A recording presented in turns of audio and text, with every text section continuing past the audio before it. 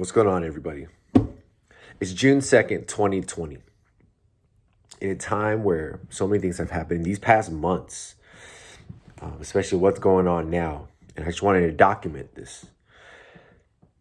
As an Asian man who was raised to be quiet, who was raised to not speak up, to fly under the radar, to do as you're told, don't ruffle any feathers up. Don't create a spotlight for yourself. Don't have the spotlight on you. Just be quiet. Do what you need to do to get by. And that's it. I can't do that right now.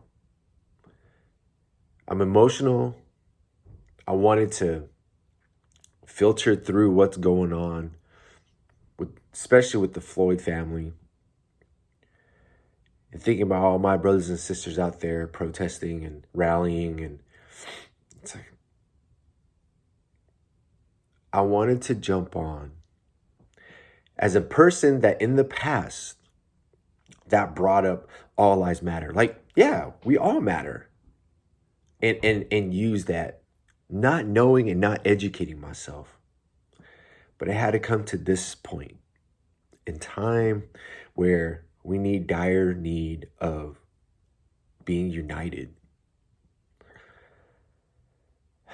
So as I'm collecting my thoughts right now, I just wanted to say, I don't know if it's being raised the way I was. I don't know if it's because my parents came from a communist country or, escaped from it. Maybe that's a little background on why Asians are so docile. Maybe that's a little background, a little, into why Asians don't speak up as much. Until now, the Asian Americans that are born here, obviously we've been taught, we've been grown to speak up and ask questions and stuff. But as an Asian American, as an Asian man, I will never, ever fully understand and fully feel how it is to be an African American, to be a black man here in the United States. I'll never get it. I'll never understand it. I can empathize. I can be compassionate. I can support. I can do everything. But I will never have to leave my house. Well, I don't know about now since I'm putting this video out. But I have never felt like leaving my house and being afraid of not returning home. Never had to deal with that. I don't know how it feels. And I can only imagine when those sirens and that red and blue lights flash. Like the feelings you get inside as a black person. And yeah, I think all of us can relate that. Oh, you get anxious and you get these feelings, but it doesn't compare to what a black person goes through. And now in 2020, after all this time, there's more and we're seeing more and we're going through more still. Like we haven't progressed. We haven't united. And let me say, again, in the past, you'll probably see it in my videos. I mentioned about all lives matter.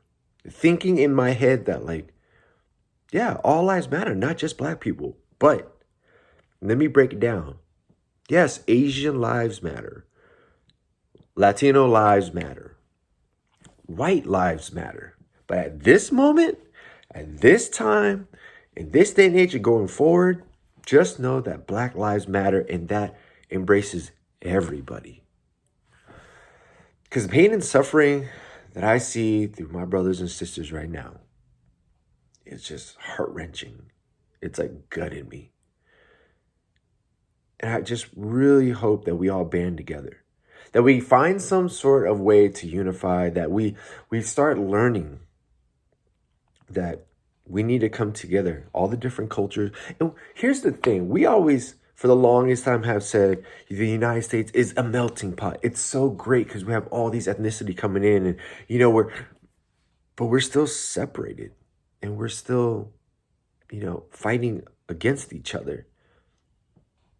and not united. It's weird because I see people post and I hear people talk and I'm like, we don't understand the privilege that you have versus the next culture, especially a Black person. And what really triggered me to do this video is after what happened, seeing the officer, his knee on Mr. Floyd's neck. Oh man, that's gut-wrenching. And just imagining like all my closest Black friends who, if they were laying there, and this triggered because of Pastor Mike from Transformation Church when he said, that was him. And this is someone who I admire, someone that I follow, someone that is a man of God.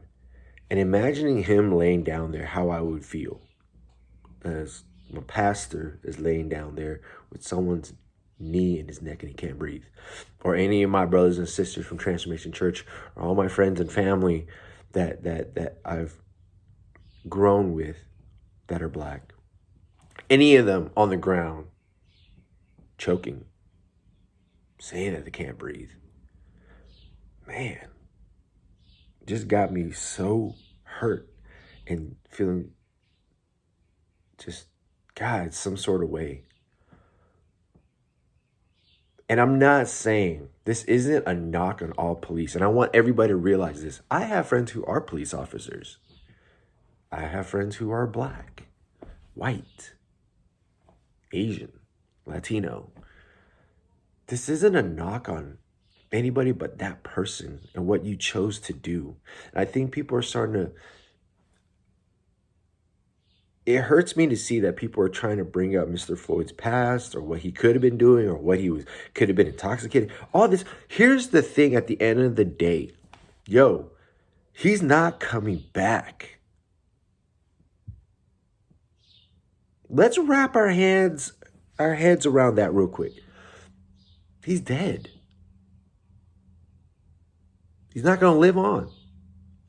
He's no longer here. A man took a man's life. Wrap your head around that. If that alone is not wrong, I don't know what is. We have no reason, no right to be killing somebody else. And yes, they're going to say out of self-defense, right.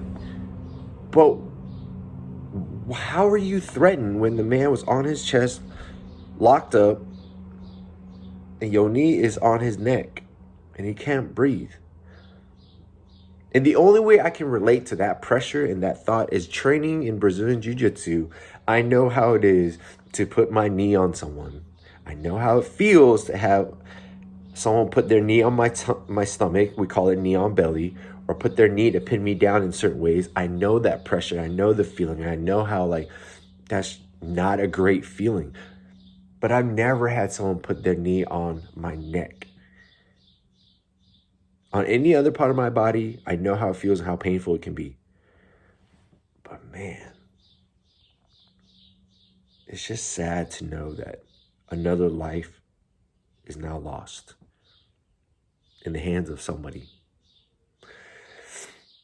So this video is just to say, Black lives matter. And that's to embrace that's for all of us.